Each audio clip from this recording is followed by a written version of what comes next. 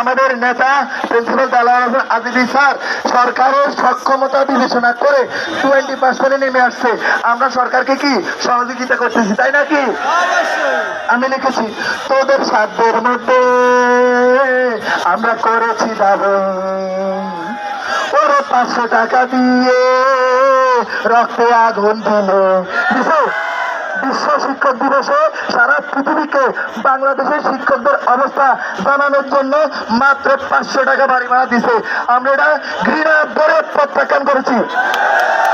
আমাদের রক্ত আগুন দিছে, সেই রক্তের স্বাদ রঞ্জিত হয়েছে। তাদের সাধ্যের মধ্যে আমরা করেছি দাবি, ওরে 500 টাকা দিয়ে রক্তে আগুন দিলে।